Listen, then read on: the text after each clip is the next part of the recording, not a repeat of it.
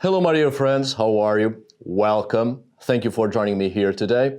I'm esoteric and this video will be about Gerald Gardner and the modern pagan religion, Wicca. I'll have a brief talk about the creation of Wicca from an historical perspective, but before that, I would like to express some of my personal thoughts on this religion.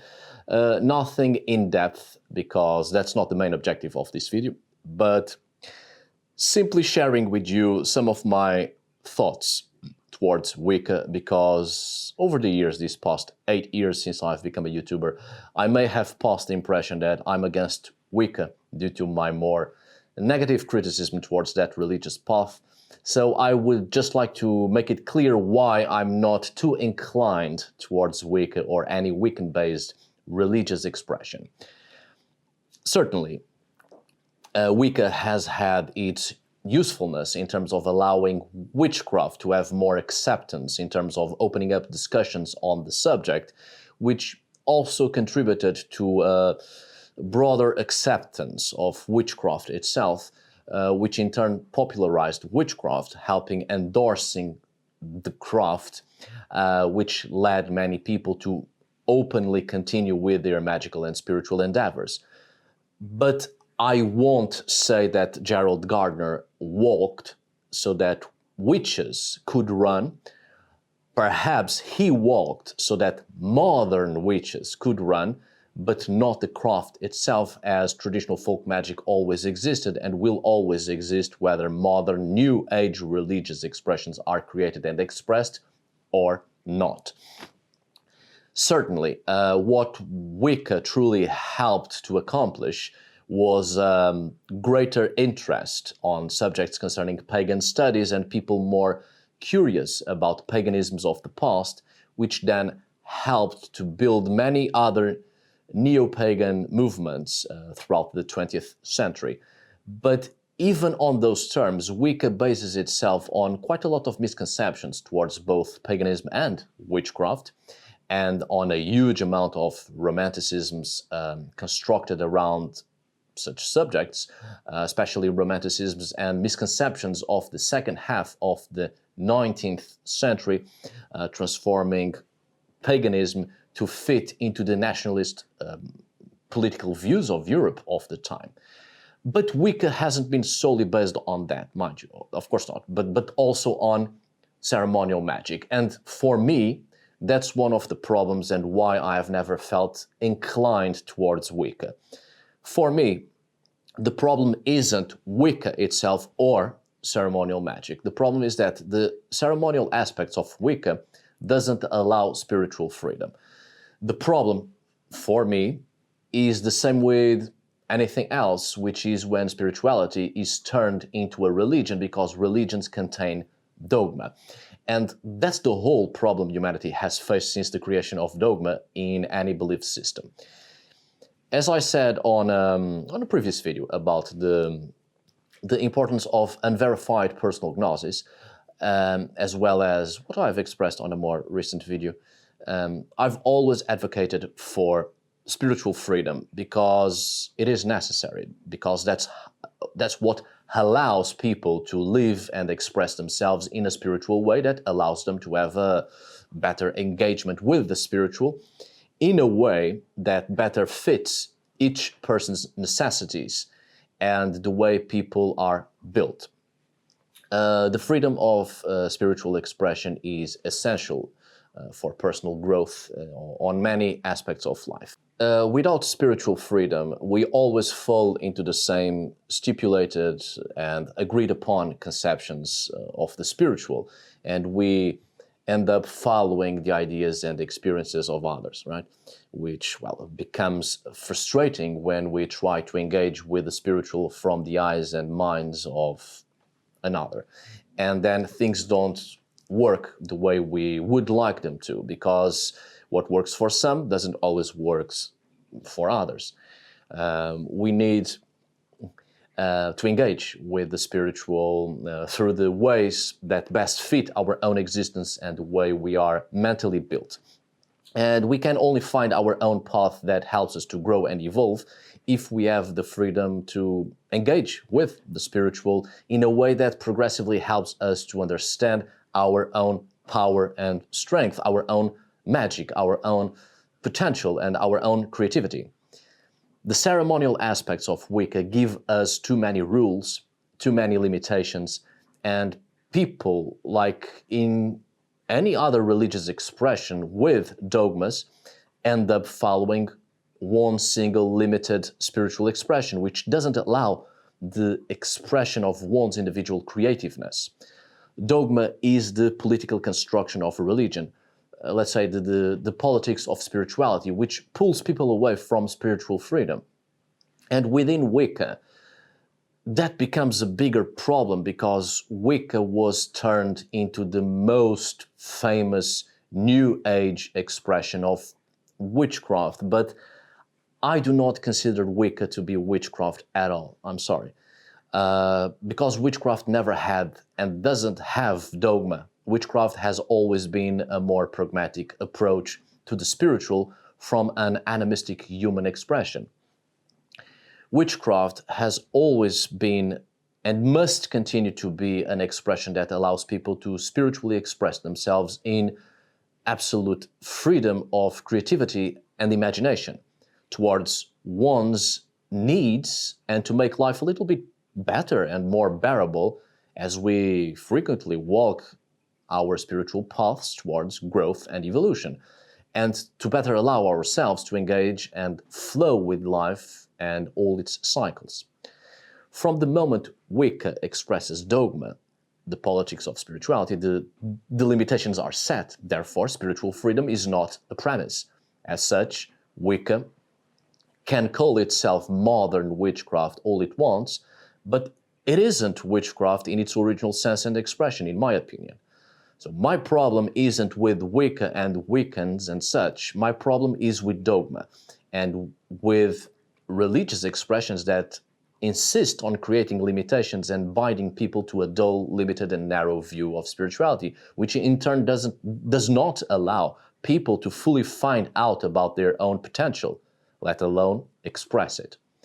And I know some of you don't like it when I call these movements New Age, and you go as far as to tell me that this is not New Age at all, because these religious and spiritual movements and conceptions have been around since the early 1900s. So I'm not saying that this is New Age. I'm saying that this is New Age, as in a set of spiritual and or religious movements, practices and belief systems of Western esotericism, which may use old names and old terms, but the conceptions are fairly new, contemporary. And many of such New Age spiritual movements may base themselves in vague ideas of paganism and other ancient spiritual and religious expressions, but there's little or nothing that actually follows such older expressions of the spiritual. And more often than not, these New Age movements follow romanticisms, misconceptions, and inventions of the perspective of post-industrial European society, with a great emphasis on politics, but also on the more exotic trends of Asian and Middle Eastern mysticism. Mind you that I'm not saying that spirituality shouldn't evolve or that it shouldn't allow the blend of several different forms of spiritual expression. My opinion on that has been quite clear, I think.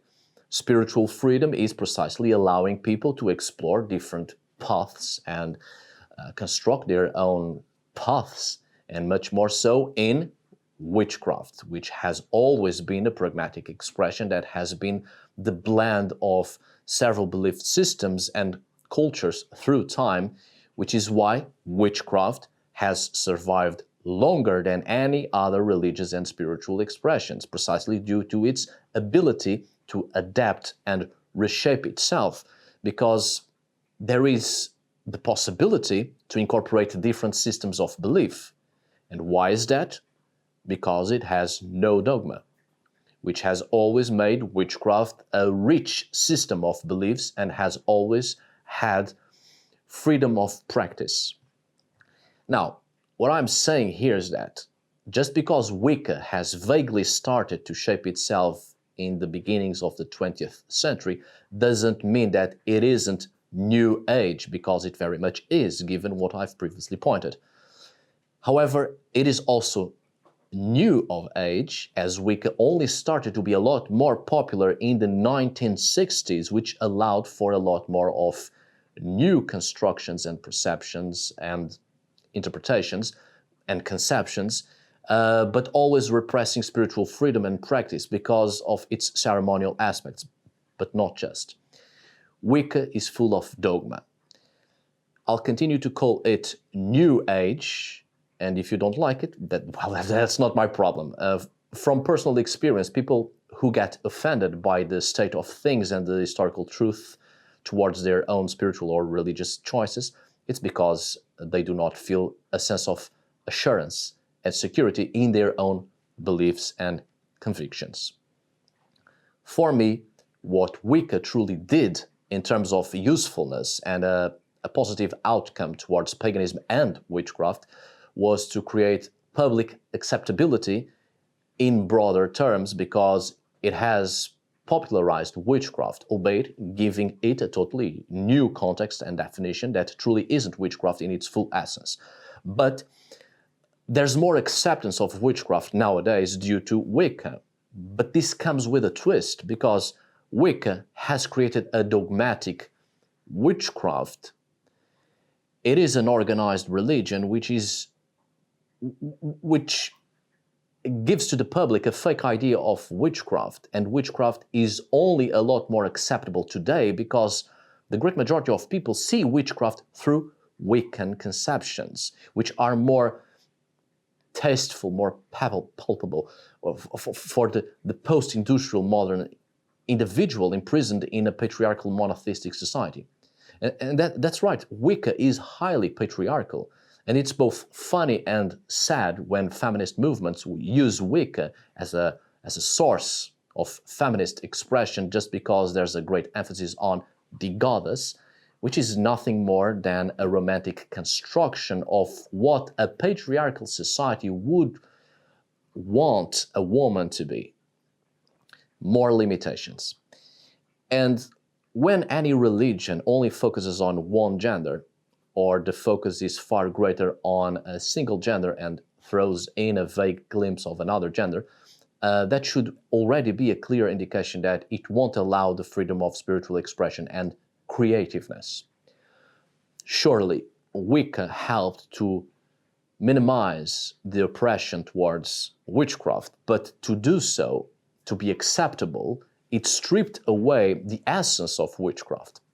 Witchcraft has always been far richer and a lot more diverse than the mind behind Wicca. Gerald Gardner.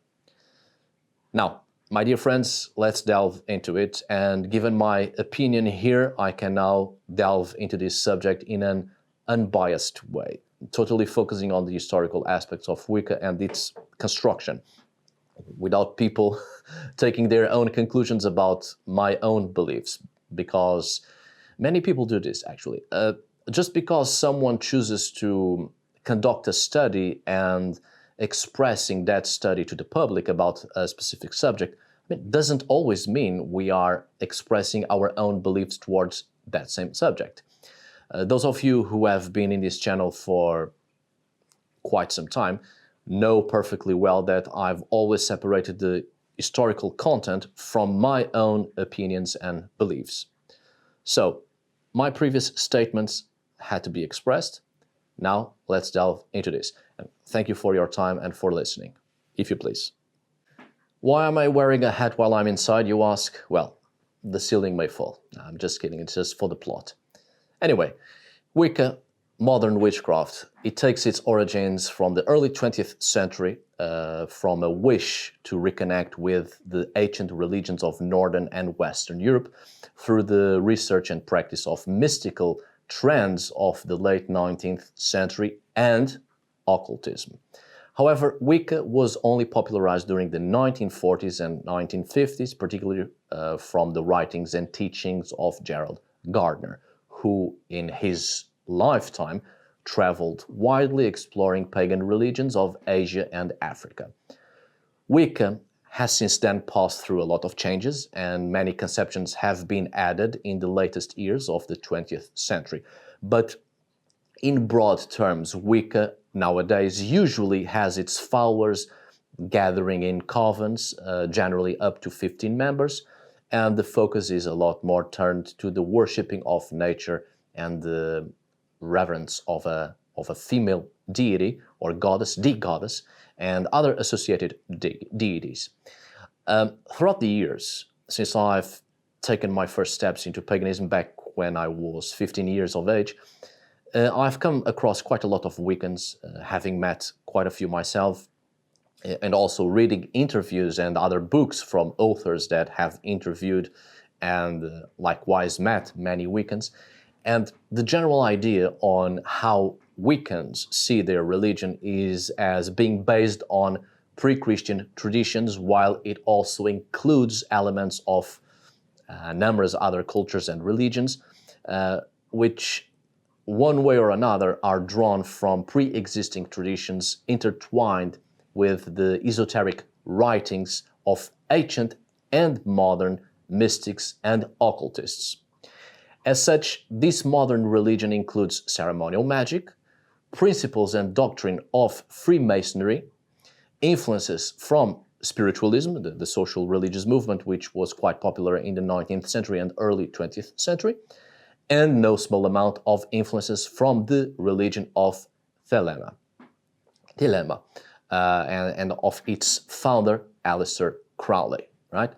Now, Gerald Gardner, considered the father of Wicca or the father of modern witchcraft, popularized this religion in the mid-20th century, particularly with the release of his Book of Shadows, a collection of writings, spells, and traditions from a variety of people, brought together with some of Gardner's own thoughts and interpretations.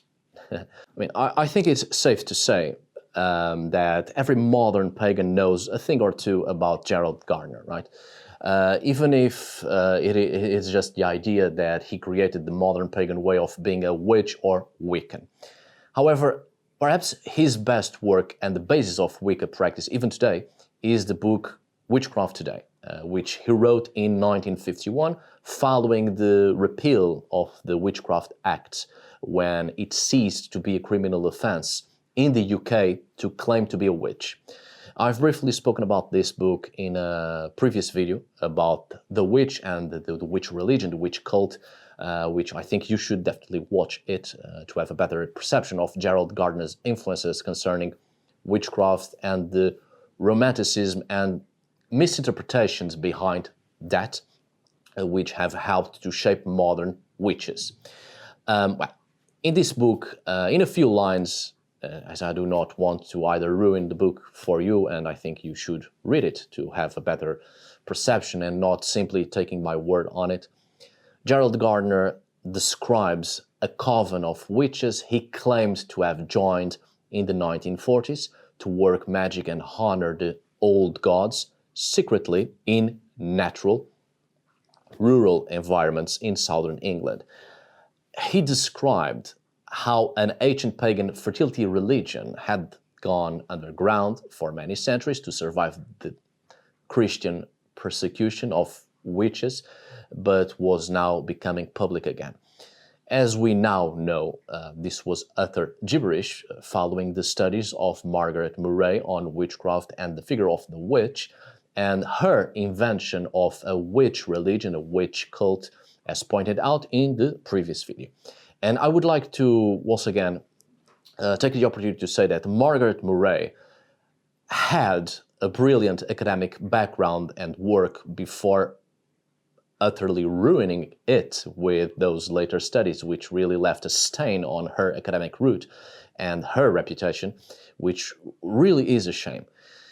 Well, Gerald Gardner's ideas and practices soon came to be called Wicca, from the Anglo-Saxon word meaning witch, but also understood by many pagans to mean wise, or associated with bending, as in the crafts of working magic to reshape the way things are. Gardner and his friends initiated others, first as members of their coven and later as high priestesses and high priests, those with the right to set up daughter covens, which is why, for many Wiccans today, covens are still an important part of the dynamics of this modern religion, as covens have an introduction process of mutual testing and an initiation ceremony that recognizes full membership. And for many Wiccan covens, it doesn't matter if a person calls themselves and see themselves as Wiccans or not, as it is the group that must recognize and accept the person as a Wiccan, which has led to many people who label themselves as Wiccans to prefer a solitary work. Within the coven, Wiccan high priestesses, aided by their high priests, initiate new priestesses and priests, teaching them the seasonal and magical rituals of the craft, as Wicca is also called, which I did not know that part until quite recently. So when in my White Wand series in this channel I sometimes say the craft, I'm obviously not referring to Wicca, but as a short term for traditional folk magic, which has nothing to do with Wicca. Just making that clear. Now, we have to take into consideration that Gerald Gardner's story of an ancient heathen fertility religion was quite inspiring for many people in the early days of pagan revival, as the early and mid-20th century was a troublesome time for many Europeans, not just with the two great world wars, obviously, which have completely reshaped the landscape and society of European nations, but it also led to many abrupt changes in the way Europeans saw themselves and identified themselves, and put to question so many aspects of life and of the spiritual. So people were seeking to find something new, something exotic, something that would help people to reconnect with their past, or at least with the romantic and desiring perceptions of the past connected to nature and the lifestyle, away from the harshest and more terrible facets of the modern world and modern technology. So Gerald Gardner's story was quite appealing. He based himself on works such as Margaret Murray's 1929 article on witchcraft and such other fanciful works such as Charles Leland's 1899 work Aradia, The Gospel of the Witches, etc. Works I have here spoken before on previous videos. Gardner presented Wicca as a natural extension of an earlier religion, which never was, but it was this idea that attracted people. Many authors have since presented the truth behind Gardner's claims and the core of Wicca. Ronald Hutton, for instance, the author of The Triumph of the Moon, A History of Modern Pagan Witchcraft, which you should definitely check, and among other authors, obviously, have since shown that the real history of witchcraft was rather different than what Margaret Murray had proposed, and by consequence what Gardner made it to be. Suffice it to say that Gardner created a new religion by blending ideas drawn from folk stories and other interests, and no small amount of imagination, including his love and influences on naturism and esotericism, blending it with the esoteric rituals of groups like the Freemasons. I think it is worth mentioning that the Wicca movement did not entirely follow Margaret Murray's theses and ideas, despite her work having had quite a strong influence on the formation of Wicca and on Gerald Gardner's conceptions of witchcraft. And again, on Margaret Murray's work and such other influences on the construction of the modern witch, on that previously mentioned video, right? But suffice to remind that Murray claimed the existence of a witch cult in which a single male deity was worshipped in covens led by high priests, whereas in new witches on the new witches on Wiccan or on the Wiccan religion venerated goddess and a god in covens led by pairs of high priestesses and high priests working together. It's important to take in mind that the great focus on a goddess or on several goddesses, on a feminine divine representation, was due to the influence on the first Wiccans by books such as Robert Graves' The White Goddess, 1948. Some of you have probably seen it before on my shelf when I record videos in my room, right? That book mainly argues that ancient pagans of Greece, or in Greece and Rome and Ireland, venerated a single great goddess, right? It is a very interesting book, no doubt, very romantic in its ideas, very poetic. Several of the initiation rites and magical rituals in Wicca are quite similar to those of the Order of the Golden Dawn and the Freemasons, especially taking quite a lot of influences from the co-Masons, as it is a movement in which women practice alongside men.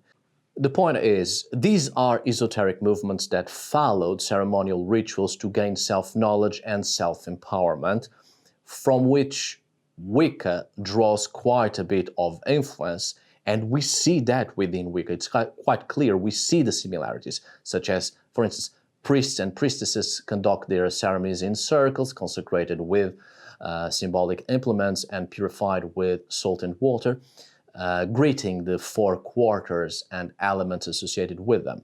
So it's no surprise that Aleister Crowley, a Golden Dawn member, was one of the greatest, if not the greatest influence on Gardner.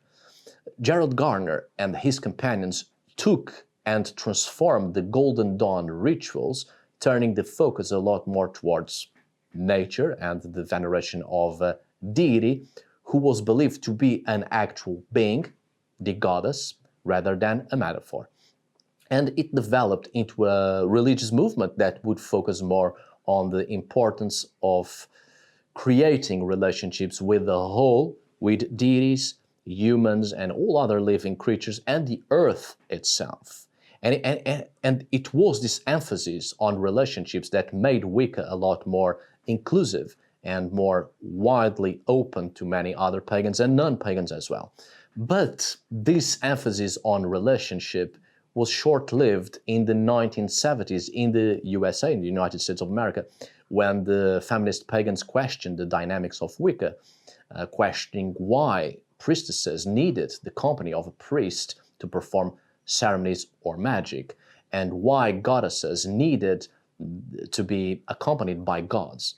This developed into the feminist goddess spirituality, which turned Wicca into something a lot more women-related, which is why after the 1970s were formed so many women-only Wiccan covens and women-only groups, pagan groups, and also this impression that Wicca was just for women, which is why even nowadays we don't see many men practicing Wicca or belonging to any Wiccan coven.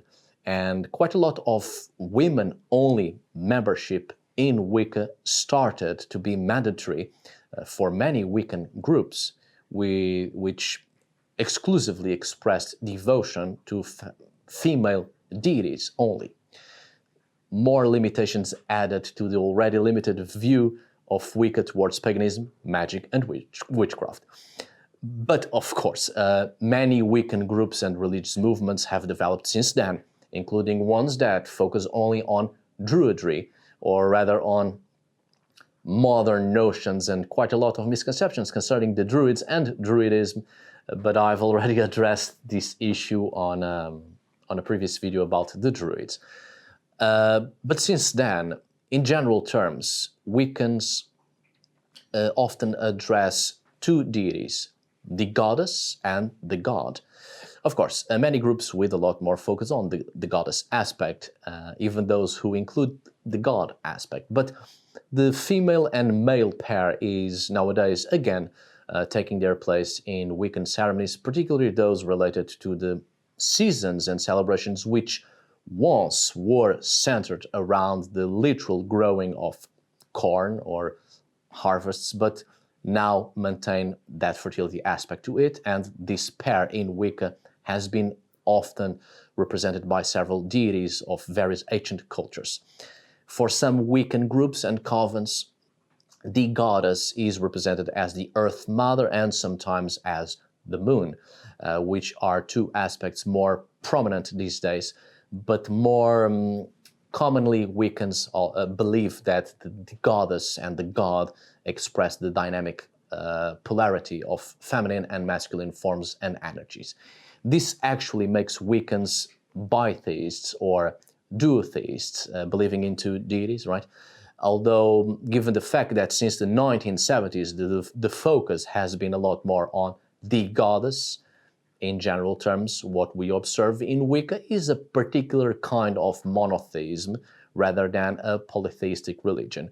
Or perhaps, certainly, if we take into account that the goddess can be seen in many forms, many aspects that can be represented as various goddesses from different cultures, it is a focused form of polytheism in the sense of ultimately venerating one divinity through its multiple manifestations, which frankly, ends up being a monotheism in its dogmatic sense. But things have changed quite a bit since Gerald Gardner's conceptions of Wicca. As I said, Gerald Gardner released a book called Book of Shadows, which helped to popularize Wicca. Book of Shadows is allegedly an ancient term that originally was related to a body of spells, incantations, and rituals, all this type of information belonging to a particular witch. As tradition has it, all the contents would be destroyed upon the witch's death. Gerald Gardner used this term for the title of his book, one of the most influential works of Wicca. He promoted his Book of Shadows as containing early spells and incantations that were rooted in ancient texts. However, you know where this is going, right? On a further analysis of the contents, much of the content of his book was taken from the Renaissance grimoire text called The Key of Solomon. Even the concept of Book of Shadows as being a series of information on spells and rituals belonging to a particular witch may indeed be a concept of Gardner's own invention. But I may talk a little bit more about this later on some other video. But mind you that when Gardner began to advocate the practice of paganism, including some rituals, he also wrote a fictional work, High Magic's Aid, as an attempt to revive a religion he thought to be a witch cult that predated Christianity, as explained in the writings of Margaret Murray. He used the Key of Solomon as a basis for much of his work, right? Numerous Wiccan spells and incantations were written in his book. His works that helped to popularize Wicca in the mid-20th century has little to do with paganism and with the witchcraft he promoted as giving it this ancient pre-Christian facade. Gardner asserted that much of his writings on rituals and spells of witchcraft were rooted in ancient witchcraft. But now that we have an easier access to several works, his works are clearly not only greatly based on the Key of Solomon, but also on Aradia, or the Gospel of Witches, which was written by Charles Godfrey Leland, which I spoke of it on another previous video, and we have already come to the conclusion that it does not portray any actual witchcraft tradition, and it is an amateur anthropological work at best. And his works are obviously also based on the writings of Aleister Crowley too.